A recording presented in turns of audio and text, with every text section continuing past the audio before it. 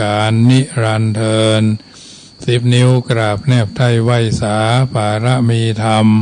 ในครูบาอาจารย์พระมหาเถรานุเถระท่านเจ้าคณะพระสังฆาธิการทุกรูปทุกตนขอความสุขความสดสดีในธรรมะแห่งองค์สมเด็จพระสัมมาสัมพุทธเจ้าจงมีแก่บรรดาสาธุชนท่านผู้ฟังทุกท่านที่ได้มีโอกาสเปิดวิทยุรับฟังรายการเสียงธรรมก่อนรับตาทางสถานีวิทยุเพื่อการศึกษาพระพุทธศาสนาและวัฒนธรรม FM ความถี่ 104.50 เมกะเฮิรตซ์วัดฝ่ายหินตำบลสุเทพอำเภอเมืองจังหวัดเชียงใหม่เมตตาในท่านพระครูสมุวิสุวัตรวรกิจโจท่านเจ้าอาวาสท่านผู้อำนวยการวิทยุแห่งนั้นถวายเวลาเฮือธรรมาภาพพระมหาประสิทธรรมาภินันโทวัดจังกำตำบลมะกอกอำเภอป่าซางจังหวัดลำพูนเผยแผ่ธรรมในนามของคณะสงฆ์หน่วยอบรมประชาชนประจำตำบลมะกอกหน่วยเผยแผ่ศีลธรรมของกรมการศาสนากระทรวงวัฒนธรรมเบอร์โทรศัพท์061-547-6539 061-547-6539น้อมนำเอารายการนี้มาอุเอิญเจริญปอนมาเป็นปฏิพรครับบรรดาสาธุชนคนดีทุกคนทุกท่านได้ยินได้ฟังแล้วจะได้นำมาเป็นประทีปธรรมนำชีวิตเดินทางชีวิตโดยมีรักยึดรักประพฤติเป็นลำดับไปเมื่อพร้อมแล้วจะได้นำปาญาติโยมกราบพระไหว้พระเป็นลำดับไปเนิกกราบ1กราบ2กราบ3กราบ4กราบ5อะระหังสัมมาสัมพุทโธภะคะวาพุทธังภะคะวันตังอภิวาเทมิกราบสวากขาโตภะคะวะตาธัมโมธัมมังนามัสสามิกราบสุปฏิปันโนภะคะวะโตสาวกสังโฆสังฆังนามามิกราบมาตาปิตุคุณังอหังวันตามิกราบคุณูปการีวันตามิกราบ กราบพระพุทธกราบพระธรรมกราบพระสงฆ์กราบระลึกถึงคุณพ่อคุณแม่กราบระลึกถึงคุณของครูบาอาจารย์ ต่อไปก็ทั้งอกทั้งใจสมาทานแก้ว5โกฏากเนอยอพุทโธอันว่าพระพุทธเจ้าตนได้ตนพระเสริฐอุดมกว่าหมู่สัตวโลกอันมีญาณปัญญาอาทิสุดบ่ได้นั่งอยู่แล้วดีนักบ่หวั่นไหวแต่พยามารนั่งเนื้อแท่นแก้วแทบไกลเข้าไม้มหาโพธิ์ตนพระเสริฐมาติวิจโยผจญแพ้สงครามอย่างใหญ่ยังพยามารกับดังเสนานิพนธ์มารก็ได้ถึงแล้วยังพญาสัพพัญโยตยานทรัตนุยายธรรมตั้งมวลนั้นว่าผู้ฆ่าก็นบน้อมไว้โดยกายวจีมโนยังพระพุทธเจ้าตนนั่นแลอันว่ามากธรรมอันใดอันประกอบโดยองค์8ประการอันมีสัมมาทิฏฐิเป็นต้นนั้นเป็นหนทางนิไกลจากบาปอันเป็นหนทางเส้นซื่อบ่โกฏบ่เลี้ยวเพื่อเข้าสู่นิพพานอันพ้นจากทุกข์ในวัฏสงสารแห่งคนทั้งหลาย ก็มีแลอันว่ามากธรรมอันนี้อันกระทำคือบาปลำงับดับหายอันมีนัยยะอันควรจักหูจักหันอยากนักนำสัตว์ออกจากวัฏสงสารก็มีแลอันว่าผู้ฆ่าก็นบน้อมไว้โดยกายวจีมโนยังพระสัทธรรมเจ้านั่นแลอันว่าพระสังฆเจ้าหมู่ใดอันบริสุทธิ์จากบาปอันควรทับเอาตานันพาเสดแห่งคนและเทวดาทั้งหลายอันมีอินทรีย์ทั้ง6ระงับดีนักอันมีมาละคือกิเลสละได้เสียแล้วอันอาสาวะทำบ่ใดอันใดถึงแล้วยังความสำลิดบรมวรโดยหมู่คนทั้งหลายอันมากก็มีแลอันว่าผู้ฆ่า ก็นอบน้อมไว้โดยกายวจีมโนตังสังฆังซึ่งพระสังฆเจ้านั้นแลอันว่าผู้ฆ่าก็นอบน้อมไว้ยังพระพุทธเจ้าตนทลัดหูใหญ่อย่าทำทั้งมวลอันมีคุณพระนั่งน้ำมหาสมุทรอันว่าผู้ฆ่าก็นอบน้อมไว้ยังพระสัทธรรมเจ้าอันพระพุทธเจ้าอักเทศนาอันว่าผู้ฆ่าก็นอบน้อมไว้ยังพระสังฆเจ้าอันเป็นลูกศิษย์ฟังคำสอนแห่งพระพุทธเจ้าอันว่าผู้ฆ่าก็นอบน้อมไว้ยังครูบาอาจารย์เจ้าอันเป็นธรรมทานาทายกาอันสำแดงของแห่งนิพพานอันว่าขีญาอันใดบูชายังพระพุทธเจ้ามีเตชะอนุภาวะอันมากอันว่าขีญาอันใดบูชายังพระสัทธรรมเจ้ามีปัญญาอันมากอันว่าขีญาอันใดบูชายังพระสังฆเจ้ามีโภคาสัมปติเขาของอันมากก็มีแลอันว่าผู้ฆ่าก็นบก่อจุงจะได้ยังขีญาอันหันยังพระพุทธเจ้าตนชื่อเมตยะอันจักมาเป็นอันพระพุทธเจ้าอักเตอันตนอันจักมาเป็นพระพุทธเจ้าภายนาอันว่าพระพุทธเจ้าตนชื่อเมตยะอันคนและเทวดาทั้งหลายหากบูชาบ่เกิดมาเตื้อตราบใดโดยอันว่าผู้ฆ่าทั้งหลายแม่นต้วนเตียวไปมาคือตายแล้วเกิดเอากำเนิดหลายทีในวัฏสงสารก็จงจะได้ถึงคือว่าขออย่าได้เกิดในอบายทุกขติคือนรกเป็นเปรตเป็นสัตว์เดรัจฉานตราบใดโดยกรรมอันใดบูชาการวะโดยทูปโดยเทียนเขาตอกดอกไม้อันนี้เธอจงเป็นปัจจัยค้ำจูได้นิพพานจงมีแก่ผู้ฆ่าทั้งหลายเที่ยงแท้แด่เธอนะโมตัสสะภะคะวะโตอะระหะโตสัมมาสัมพุทธัสสะนะโมตัสสะภะคะวะโตอะระหะโตสัมมาสัมพุทธัสสะนะโมตัสสะภะคะวะโตอะระหะโตสัมมาสัมพุทธัสสะนะโมตัสสะภะคะวะโตอะระหะโตสัมมาสัมพุทธัสสะพุทธังสรณังกัจฉามิธัมมังสรณังกัจฉามิสังฆัง สรณังกัจฉามิทุติยัมปิพุทธังสรณังกัจฉามิทุติยัมปิธัมมัง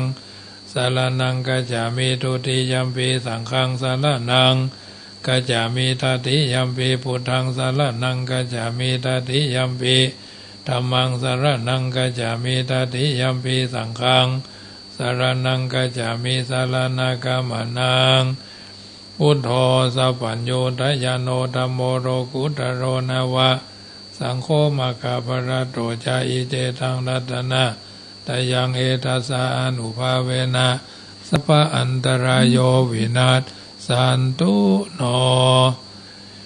ติปิโสภะคะวะอะระหังสัมมาสัมพุทโธวิชาจารณะสัมปันโนสุขโตโรกาวิโดอนุตตโลปุริสาธรรมสารติสัทธาเทวมนุษย์สานังพุทโธภะคะวะติสวากขาโตภะคะวะตาธัมโมสันติติโกอากาลิโกเอหิปัสสิโกโอปนายิโกปัจจตังเวติทัพโพวิญโยหิติสุปฏิปันโนภะคะวะโตสาวกสังโฆอุจุปฏิปันโนภะคะวะโตสาวกสังโฆยายาปฏิปันโนภะคะวะโตสาวกสังโฆสามิจิปฏิปันโนภะคะวะโตสาวกสังโฆยติตังยะตาลิปุริสายุคานิอัตตาปุริสาปุคลาเอสาภะคะวะโตสาวกสังโฆอาหุนายโยปะหุนายโยตะขินายโยอัญชลีกะลานิโย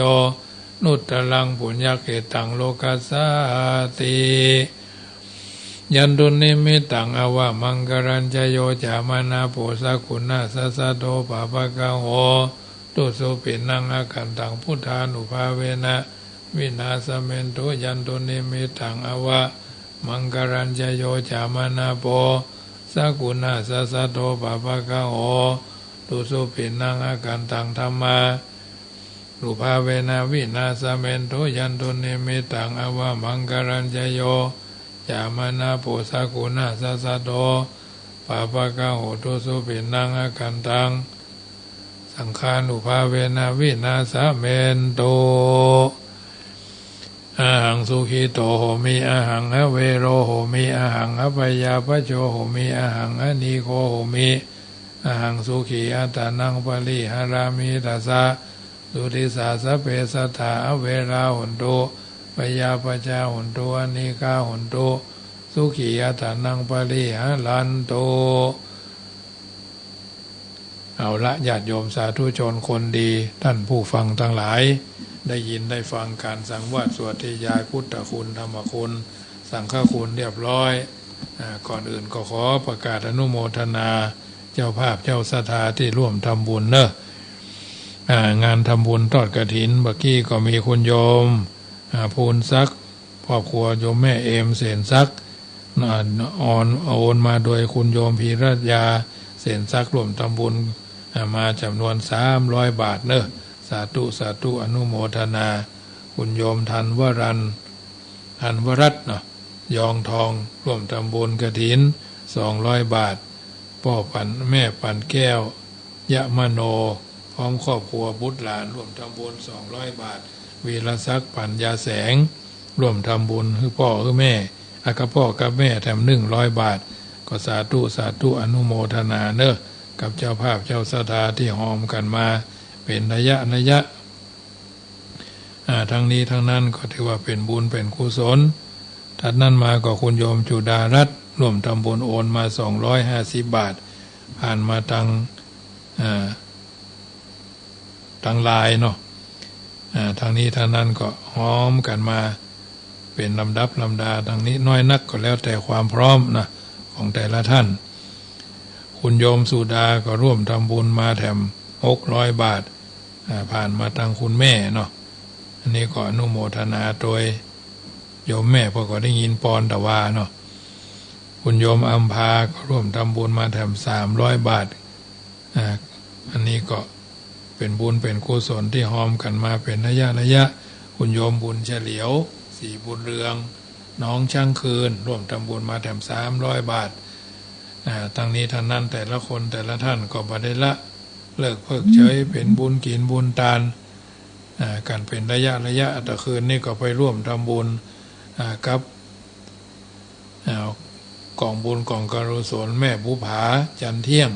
บ้านต้นขามปัวอำเภอสะแม่ริมบุญพระแม่จันเพนเขาโยมพัฒนันเขาเนาะพ่อครูอ้วนเนาะยุนิพนธ์ยุคุณทรนะปีกจากปุ่นมาก็มาถึงวัดถึงว่าก็พอดึกพอเดือนเหมือนกันเนอะแต่คืนนี้นะ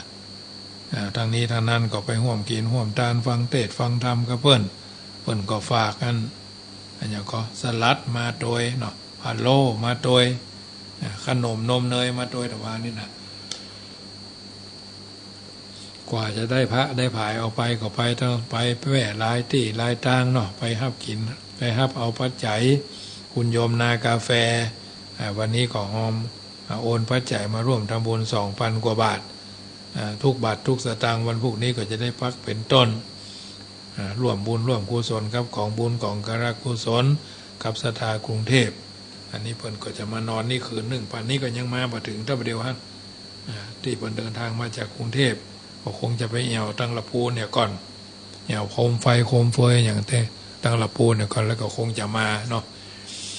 ต่อไปนี้ก็จะตั้งอกตั้งใจฟังพระธรรมเทศนาเนอะเรื่องอานิสงส์อานิสงส์ทานผ้ากฐินพี่น้องทางเชียงใหม่อาจจะได้ยินแล้วก็ฟังต่อทำไมเนอะรัตนาธรรมเนาะกาโลยันเตมหาวิลาสจังธัมมังธัมโมธัมมังอนุกัมปิมังปัจจังอรัตนังกะโลมา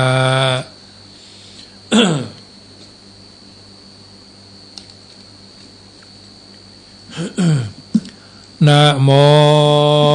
ตัสสะภะคะวะโตอะระหะโตสัมมาสัมพุทธัสสะยังกินเจตานันติอิตังสัทธาเจตวันเนวิหารันโตกฐินังอาราภิอาลาภากเตสิสัทธโวดุลาปออกสัทธาทายกทายิกาที่เปิดวิทยุรับฟังรายการเสียงธรรมก่อนรับตา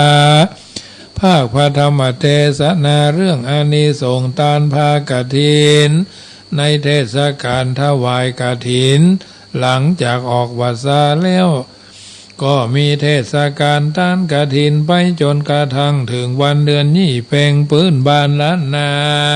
หมู่เฮาเราเจ้าคาจุใหญ่น้อยใจยิงจุงดังโซดาภาษาด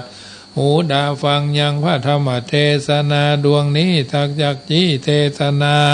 ไปภายนานี้เธอยังมีสมัยกาลคาบหนึ่งสถาสัพพัญโยพระพุทธเจ้าแห่งเฮาทั้งหลายปางเมื่อสถิตสำราญอยู่ในป่าเจตวันนะอารามพระพุทธเจ้าก็พาลบซึ่งกฐินอาจารย์แห่งพญาสาเกตเป็นเหตุแห่งธรรมเทศนาพระตนแก้วก็เทศนาเป็นคาถาบาทตนว่ายังกินจิทานังดังนี้เป็นต้นตัสมิงวาสาวาสกาเลกานะเมื่อไกลเข้าวาสาแล้วดังอันส่วนคนดัญญะเถระเจ้าก็พร้อมโดยภิกขุสังฆะบริวารแห่งตนก็เข้าไปไว้สาสั่งอำลาพระพุทธเจ้าแล้วก็เอาอาการออกจากป่าเจตวันนะอารามไปสู่เมืองสาเกตโดยลำดับหนทางกันไปรอดแล้วเราราชาอันว่าพญาเมืองสาเกตก็ได้รู้ได้หูประวัติข่าวสารการอันมาแห่งมหากัสสปะมหาเทระโกณฑัญญะเจ้าดังอ่านพญาสาเกตก็มีใจเลื่อมใสชมชื่นยินดีมากนักจุงใจอามาตย์ผู้ฉลาดถือไปโอกาสนิมันตนายังโกณฑัญญะเทระเจ้าเมื่อเข้าสู่ที่อยู่อารามอันมีราชอุทยานแห่งตนก็มีวันนั้นแลเทโลอันว่ามหาเถรเจ้าโกณฑัญญาก็รับนิมันตนาเอาแล้วก็เข้าไปสู่อารามที่นั่นแล้วพญาสาเกตก็เสด็จเข้าไปนมัสการไหว้สามหาเถรเจ้าก็นิมนต์เข้าวาสาในอารามที่หันมหาเถรเจ้าก็ฮับนิมนต์โดยตุมหิภาวะแล้วก็อยู่จำวาสาในอารามที่หันในเมื่อเสียงวาสาการแล้วเล่ามหาโกณฑัญญะเถระเจ้า อันมีวาสาหากได้ภาวะหลานาออกแล้วเจ้าก็เจียนจาสั่งอำลาพญาสาเกตเพื่อเตียวเตสันทีส่วนพญาก็ขอนิมนต์มหาเถรเจ้าให้อยู่ก่อนเพื่อบอกให้ผ่อนทางบุญว่าขออยู่จำเลินกุลไปก่อนแล้วพญาก็คืนไปสู่ภาษาแห่งตนอันมีสลีสวดสดีรุ่งเรืองไรแล้วก็มาทะลิข้านิ่งในใจว่าดังนี้อาโหโดยมีแต่แลอันว่าพ่อแม่ปู่ย่าตายายญาติกาแห่งคูเมื่อยังมีชีวิตอยู่ก็ได้หอมยับเขาคองไว้มากพวง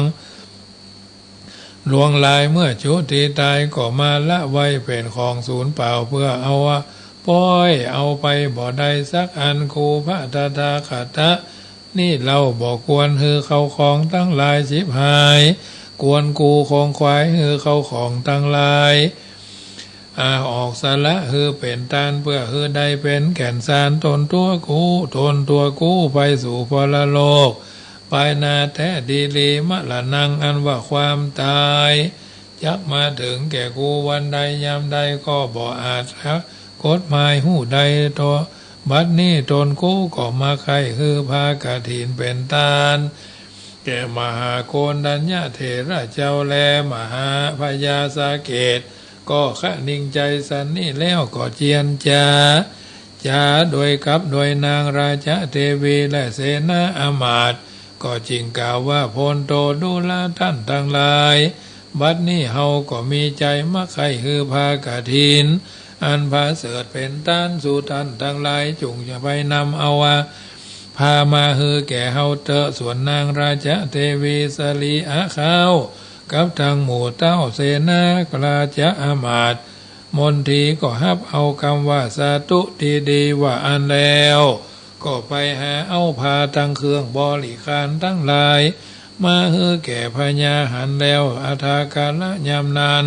พญาก็เลงหันผ้าเครื่องบริการตั้งหลายฝูงนั่นแล้วก็บังเกิดปีติยินดีมากนักพญาซ้ำคือคนไปนำเอามาสิ่งของบริวารต่างหลายเป็นต้นว่าน้ำสัพพิเนยใสน้ำมมงัวข้าวต้มข้าวนมข้าวยาคูตังโภชนะอาหารอันเป็นของบริวารภากฐินอาตานพร้อมจูสิ่งจุประการกันตกแต่งของท่านต่างมวลพร้อมแล้วพญาสาเกตก็คือคนต่างหลายยกเอาของเครื่องบริวารและไตรยวัตถุทานต่างหลายอ้อนมากนักคนต่างหลายฝูงนั้นก็น้อมนำเอาไปสู่ยังอารามที่อยู่แห่งมหาเถรเจ้าโกนดัญญาอันอยู่จำวัดสาก็พร้อมกันถวายผ้ากฐินพร้อมโดยเครื่องอันเป็นบริวารแก่มหา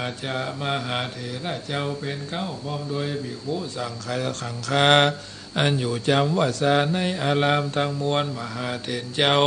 และภิกขุทั้งหลายก็หับเอาผ้ากฐินอาทานแห่งพระญาแล้วก็พร้อมกันกระทำกฐินนาคาถา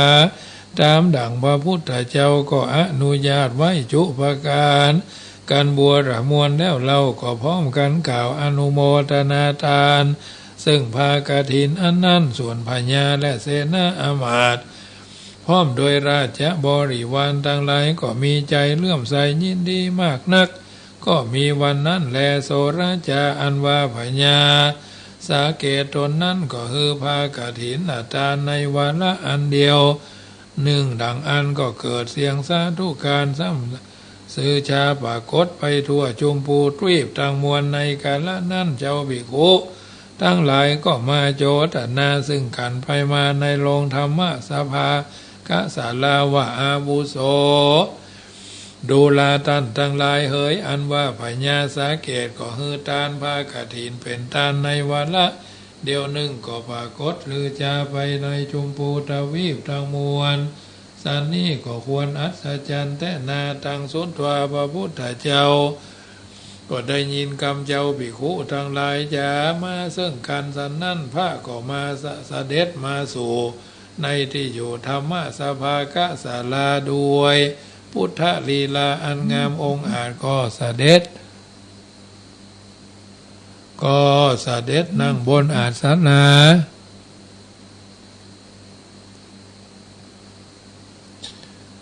ก็เสด็จนั่งบนอาสนะมาอาสนะในถ้ำกลางเจ้าภิกขุทั้งหลายแล้วก็กล่าวว่าภิกขเวดูลาภิกขุทั้งหลายกฐินะทานังนามะชื่อว่ากฐินอาทานนี่นาเต้าจักปรากฏในบัดนี้สิ่งเดียวก็บ่มีแลบุเพปิกาละเมื่อปังก่อนพระตถาคตเกิดเป็นโพธิสัตว์เจ้าวันนั้นก็ได้คือภากฐินอาทานแก่พระพุทธเจ้าตนชื่อว่าสะละนังกาละวะสะละนังกรแล้วก็ปรากฏลือจาไปทั่วทวีปน้อยใหญ่ทั้งหลายก็มีแลพระพุทธเจ้าก็นำเอายังอติทวัตถุมาเทศนาแก่เจ้าภิกขุทั้งหลายว่าอติเทกาเลกาละเมื่อล่วงพ้นไปแล้วเสียงจิลการนานนักวันนั้นยังมีภากรรมละอยู่เสวยสัมปติในเมืองกัมมละนครตถากาละยามนานปรมาโพธิสัตว์เจ้าก็ได้เกิดมาในขกูลขหบดีอยู่ในเมืองที่นั้นปวรมวลด้วยปัสสาตศรัทธาอันเลื่อมใสยินดีในศาสนาก็มีใจมีเจตนาใครคือภากฐินอาทานก็ตกแต่งยังภากฐินอาทานอันชอบอันควรกันตกทางบัวระมวลแล้วเราก็นำเอาเข้าไปสู่สำนักพระพุทธเจ้าชื่อว่าสะละนังกรตนนั้นแล้วก็น้อมมาถวายผ้ากฐินเป็นทานแก่ภิกขุสังฆะมีพุทธเจ้าเป็นประธานโดยความคารวะครบยามแล้วก็ตั้งคำพาธนาว่าพันเตภควาคาแด่พระพุทธเจ้า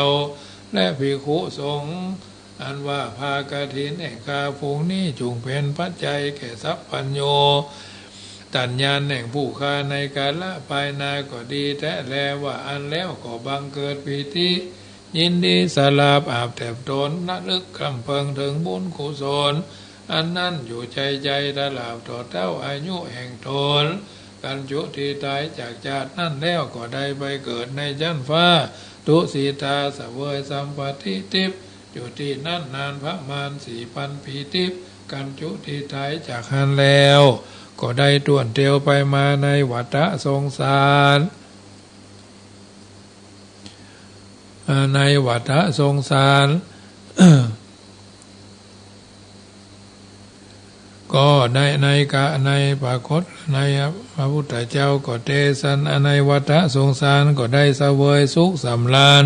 ยุภาวะบ่ขาดโดยอำนาจแห่งบุญกุศลแห่งภากฐินทานถึงปริโยสารแห่งชาติบ่อาจจักกะนาทลาบถึงชาติอันสุดซ้อยนี่นาพระตถาคตก็ได้ทลัดสัญญาสัพพัญโยได้เป็นครูแก่โลกในกาลบัดนี้อีทางบาลังก็เป็นด้วยภาละแห่งกฐินทานโดยนิยมดังนี้ก็มีแลภิกขุทั้งหลายทายกะปุกละทั้งหลายฝูงได้พาตนาหาสุขแก่ตนก็ได้ฮือพา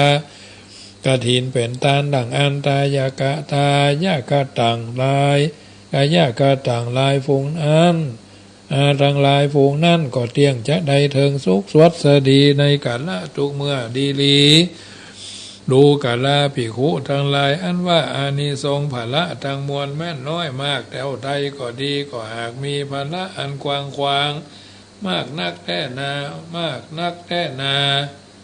มากแต่นักหนาว่าเต้าว่าบ่เสมอดังพลากฐินทานหากพาเสริญล่ำเลิศนักนากทุมพิโกส่วนกทุมปีกผู้ใดได้ฮือพากฐินเป็นตานแก่ภิกขุเจ้าสังฆะมีพระพุทธเจ้าสละนังกรกาละเมื่อก่อนวันนั้นอันว่าคือหากมาได้พระตถาคตตนเป็นที่จังที่เพิงแก่โลกทั้ง3กาละบัดนี้แลผ้าอันเพิงกวนมาแห่งแผงคือเป็นผ้ากฐินทานนั่นมีดังอีผ้าใหม่อันโต๊ะแต่งหามาโดยอันบริสุทธิ์หนึ่งผ้ากลางเก่ากลางใหม่แล้วก็นำมาซักตากคือมดใส่ดีหนึ่งผ้าเก่าแล้วก็นำมาแปลงผ้าใหม่กฐินทานหนึ่งผ้าบางสุกุลตกตามกองอยากเยืออันหาเจ้าของบ่ใดแล้วหนึ่งผ้าอันมีอยู่ตามร้านมาซื้อมาโดยหาซื้อมาโดยวัตถุเข้าของเงินคำอันชอบหนึ่งพาที่บ่เพิงกวนนำมาแปลงเป็นผ้ากฐินทานมี5ผ้าคือผ้าอันใดมายังบ่เป็นอันชอบทำเป็นต้นว่ายืมของผู้อื่นมาประการหนึ่งผ้าอันหาใดมาบ่ชอบเป็นต้นว่ากระทำนิมิตหมายไว้ประการหนึ่งผ้าอันหามาด้วยจุหลอกลวงพางผู้อื่นประการหนึ่งพาอันเป็นนิสกิยะประการหนึ่งพาผืนอันหาโดยบริสุทธิ์ยิ่งนักแล้วก็เก็บไว้ค้างคามคืนไปแล้วดังอันภิกขุสังฆะได้ห้าพากฐินทานแล้วเตียนย่อมจักมือปาละอานิสงส์5ประการคือจะเดินแอวดันโดนสอดไปมาในฐานะที่หนึ่งที่ใดก็บ่อาสังอำลาภิกขุสังฆะก็เตียนย่อมเพียงพิษบ่มีโทษตามสิกขาบท6อาเจลกะวัคคียาปาจิตติยะประการหนึ่งในการเดินแอวเตสันติบ่เอาพาจีวระไปครบ3ผืนก็เตียนย่อมบ่ผิดจารีตวินัยกองประการหนึ่งเตียนย่อมอยู่เสวยฉันพ่อชนะอาหารกับโดยภิกขุเป็นคณะหมู่ประการหนึ่งเก็บพาอาติเรกอันตายกะตายิกานำมาถวายทานไว้ใดตามความภาดนาของภิกขุตนนั่นประการหนึ่งพาจีวระอันปุกละผู้อื่นเอามาถวายทานที่นี้ที่อยู่เตียนย่อมเป็นของภิกขุสังฆะโดยนัยยะอานิสงส์แห่งภิกขุสงฆ์อันใดหับกฐินทานก็มีสันนี่แลตุมเหภวันตาท่านทั้งหลายผู้ฟังที่อยู่ต่างบ้านเฟซบุ๊กไลฟ์ก็ดีได้ฟังแล้วจงใส่ใจจำไว้ยังจาตะกะอันนี้แล้วจุงพากันพร่ำเพลงบุญมีตนว่าฮือทาน รักษาศีลเจริญภาวนายังสมถะวิปัสสนากรรมฐานเจ้าไปใจก็เท่าว่าจะได้ถึงสุขอันมีในจันฟ้าและเมืองโคนท่านลาบต่อเต้าถึงนิพพานอันยิ่งกว่าสุขทั้งมวลบ่อยาจะและนากะทินนากาธานิทิตาขีญาอันเก่ายังอันนิสงอันหือพาตานพากะถินเป็นตานอันมีมาในกะตุมปิกะจาตะกะก็บังกมสมเลศเสด็จเสียเต้าอีก่อนแลเอาละท่านสาธุชนท่านผู้ฟังทั้งหลายต่อไปก็ตั้งอกตั้งใจแผ่ภายใยบุญเนอะบุญจากการฟังพระธรรมเทศนาทานผ้ากฐินทานไปแล้วก็ดีหรือยังบ่ได้ทานเด้อก็ดีตั้งจิตอันเป็นกุศลเนอะพ้นโตดูลาหมู่เฮาเราเจ้าคาจุงฟังอันกรรมอันใดอันเป็นกุศลแม่นหน่อยหนึ่งอันเฮากะทำแล้วเอาทั้งหลายใดกะทำทันว่าเทวดาทั้งหลายฝูงได้อันมีในที่นี้เป็นตนบรรจองห่อเอือนวัดวาล้านหลวงที่ค้าที่ขายจุงอนุโมทนาซึ่งบุญ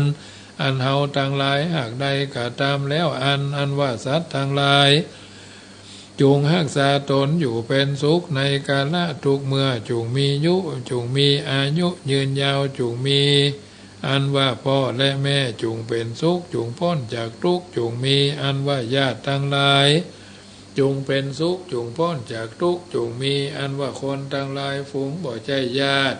จุงเป็นสุขจุงพ้นจากทุกข์จุงมีอันว่าผีวิสาจทั้งหลายอันว่ายักษ์ทั้งหลายอันว่าเปรตทั้งหลายอันว่าอันจงเป็นสุขจงพ้นจากทุกข์จงมีอันว่านักขัตฤกษ์ทั้งหลายจงเป็นสุขจงพ้นจากทุกข์จงมี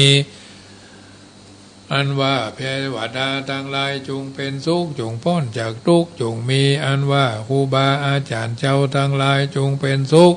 จงพ้นจากทุกข์จงมีอันว่าสัมปติเข้าครองเงินคำกำแควทั้งหลายทั้งสมบัติภายในสมบัติภายนอกจงสำลิดทีแก่เฮาท่านทั้งหลายแด่เตออิมินาปุญญกรรมเมนะตานะมะยังวาศีละมะยังวาภาวนา มะยังวาอัมหากังกันตัวอาสวะขยังนิปานาปัจจโยโอตุโนนิจจังอันว่าบุญอันใดแห่งเฮาท่านทั้งหลายอันใดกะทำปั้มเพลงแล้วอันว่าอันใดฮือทานก็ดีอันว่ารักษาศีลก็ดีอันใดกำเริญภาวนาก็ดีจุงเป็นปัจจัยกำจูฮือผู้ค้าทั้งหลายพันใดไปฮอดเวียงแก้วยอดเนรปานอันเสียงไปแห่งกิเลสธรรมทั้งหลายจุงมีแก่ผู้ค้าทั้งหลายแด่เตอสัพพิติโยวิวัชชันตุสัพพโรโควินัสสตุมาเตภวัตวันตรายโยสุขีที่กายุโกดีและอัจฉในวันนี้ก็หากเป็นวันดีที่อันวิเศษเหตุว่าเป็นวันเสาร์ที่11เดือนพฤศจิกายนพุทธศักราช2566หมายมีศรัทธาทายกทายิกาผู้ฟังรายการเสียงธรรมก่อนรับตาน้อมจิตน้อมใจฟังธรรมเทศนาอานิสงส์ต้านผ้ากฐินเป็นลำดับลำดามาถึงวาระสุดท้ายก่อนนำรายการจากท่านไปขอบุญกุศลที่เฮาทั้งหลายพายแผ่จะพายแผ่ถึงพ่อถึงแม่ถึงพี่ถึงน้องเพื่อนพ้องสหายที่ล้มหายตายจากพัดภาคจากมนุษย์เมืองคนเอาตัวเอาตนไปสู่พระโลกไปนาอยู่ไกลขอเชิญเทพไทยมเหสีคาดังกรรมพาธนาว่าบุญกุศลจากธรรมนี้ขอเป็นข้าวน้ำเครื่องทิพนาวาเป็นวิมานทองเรืองรองโสภากับทั้งนางฟ้า1,000เป็นบริวารเครื่องทิพทั้งนี้ขอถึงพ่อถึงแม่อย่าได้อยู่นานถึงญาติมิตรทุกหมู่ครูบาอาจารย์พ้นทุกอย่านานได้วิมานทองฝูงเปรตทั้งหลายนรกอสุรกายหมู่สัตว์ทั้งพ้องกุ้งห้อยปูปลา ใหญ่น้อยเนืองนองจงตั้งใจปองรับเอาส่วนบุญสัตว์เล็กสัตว์ใหญ่ตัวเรานิสัยได้ทำทารุณด้วยกายและใจปางร้ายกองกูลรับเอาส่วนบุญอย่าได้มีเวรกรรมอินทาเทวาอีกทั้งพรหมาท้าวเวสสุวรรณพระภูมิเจ้าที่พระอาทิตย์พระจันทร์อังคารพุธนั้นพฤหัสบดีพระศุกร์พระเสาร์เทพเจ้าทั้งหลายทั้งหญิงทั้งชาย12 ราศีอีกทั้งพระการโลกบาลทั้ง4 ครุฑพรุธานาคีกินนารีกินนาราเทพเจ้าทั้งหลายทั้งหญิงทั้งชายจงอนุโมท่านารับเอากุศลธรรมสวนามัยบุญที่ข้าพระเจ้าแผ่ผายยายบุญด้วยน้ำธรรมคำสอนทั้งพระสุธาคงคาวารีชื่อว่าเข็นใจขอจงอย่าได้ไปบังเกิดมีความยากอย่าได้เห็นความขอให้เป็นเศรษฐีคฤหบดีมนตรีเจ้าพระยาคนพาลอย่าได้พบจงได้ประสบคนมีปัญญาเดชะกุศลขอให้ได้พ้นจตุราขอให้ผู้ฟังพบพระศรีอานได้ฟังธรรมะคำสอนมีใจโอนอ่อนสำเร็จอย่านานรู้ถึงเมืองแก้วกล่าวแล้วคือนิพพานด้วยชาติดับชาติสังขารจากโลกโลกีนิพพานะปัจจโยโหตุเมนิจจังเอาละญาติโยมรายการเสียงธรรมก่อนรับตามาถึงช่วงสุดท้ายค่ำคืนวันนี้อาตมาภาพขอตั้งจิตบุญกุศลน้อมจิตน้อมใจเอาบุญกุศลจากการเผยแผ่ธรรมในรายการเสียงธรรมก่อนรับตาวันพรุ่งนี้ญาติโยมจะได้ร่วมอนุโมทนากฐินนาตาลเนอะที่วัดจังคำคนละเล็กคนละน้อยที่หอมมาแล้วก็ดีบ่ได้หอมเถื่อก็ดีกึดจะได้ไฟใจถึงแบ่งใจเติงก็ร่วมบุญกันได้พร้อมเพย์ก็0615476539ก็ได้หรือจะร่วมทำบุญทางธนาคารกรุงไทยโลตัสป่าซางก็ได้798-002-1894แม่ครูแม่ครูก็ได้ร่วมทำบุญมาเนาะส่วนหนึ่งที่ได้โอนกันมาขออนุโมทนาเนอะส่วนบุญส่วนกุศลที่ท่านทั้งหลายได้ร่วมบุญกันมาแม่ครูธัญญาเนาะเจริญพรเจริญพรครับสาธุอนุโมทนาผมอนุโมทนาด้วยนะครับต้นผมบริจาคที่ชอบเนาะครับสาธุสาธุวันที่17 ธันวาคมพากันวัดเชลีเนอร์โอ้ได้เลยครับเนาะไปเจอกับที่ให้กันได้ครับสาธุสาธุสาธุแฟนพันธุ์แท้แม่ริมหลวงเพราะฉะนั้นค่ำลืนวันนี้ก็ขอนำรายการจากท่านไปก่อนรับเป็นสุขตื่นเป็นสุขแม่ครูธัญญากองอินเนาะร่วมทำบุญมา300 บาทกองเพชรเนาะสาธุสาธุนะแม่ครูเนอเอาละอายุวันโนสุขังพลังขอเพียงได้มีทำความ